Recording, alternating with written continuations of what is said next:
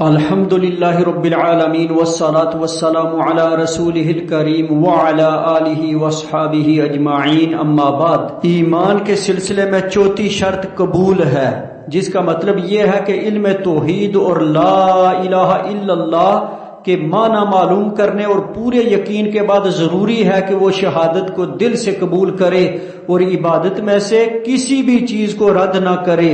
یعنی توحید کے مفہوم کو پختگی کے ساتھ قبول کرنا، اس کے آگے سر تسلیم خم کر دینا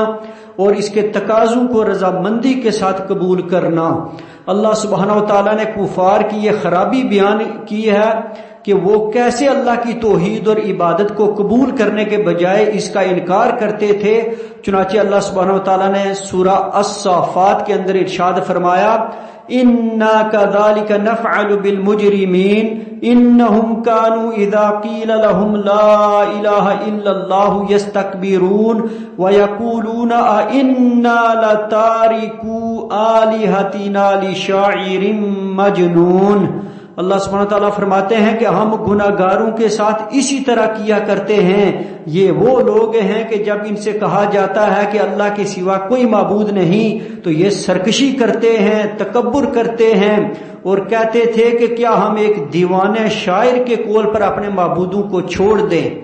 اسی طرح سورہ الزخرف کے اندر اللہ سبحانہ وتعالیٰ فرماتے ہیں کہ نہیں بلکہ یہ تو کہتے ہیں کہ ہم نے اپنے باپ دادا کو ایک مذہب پر پایا اور ہم انہی کے قدموں پر رائے یافتہ ہیں۔ اسی طرح آپ سے پہلے بھی ہم نے جس بستی میں کوئی ڈرانے والا بھیجا، وہاں کے اسودہ حال لوگوں نے یہی جواب دیا کہ ہم نے اپنے باپ دادا کو ایک راہ پر اور ایک دین پر پایا اور ہم نے انہی کے نقش قدم کی پیروی کرنے والے ہیں۔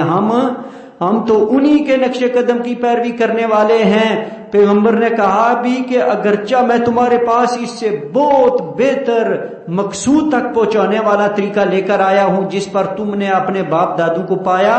تو انہوں نے جواب دیا کہ ہم اس کے منکر ہیں جسے دے کر تمہیں بھیجا گیا ہے۔ اسی طرح پیارے پیغمبر صلی اللہ علیہ وسلم کا ارشاد مبارک ہے جو شرح السنہ کے اندر موجود ہے کہ پیارے پیغمبر صلی اللہ علیہ وسلم نے ارشاد فرمایا، لا یؤمن احدکم حتی یکون ہواہ تبعا لما جئت بہ، کہ تم میں سے کوئی بھی اس وقت تک مومن نہیں ہو سکتا جب تک کہ اس کی دلی خواہشات میری لائی ہوئی شریعت اور دین کے تابع نہ ہو۔ لہذا یہ ضروری ہے کہ آدمی توحید اور لا الہ الا اللہ کے معنی کو سمجھنے کے ساتھ ساتھ اسے سچے دل کے ساتھ بھی قبول کرے اور اللہ کی عبادت میں سے کسی بھی قسم کی عبادت کو رد نہ کرے۔ اللہ تبارک و تعالیٰ سے دعا ہے کہ وہ کلمہ توحید کو سمجھنے اور اس پر عمل کرنے کی توفیق عطا فرمائے۔ وآخر دعوانا ان الحمد للہ رب العالمین۔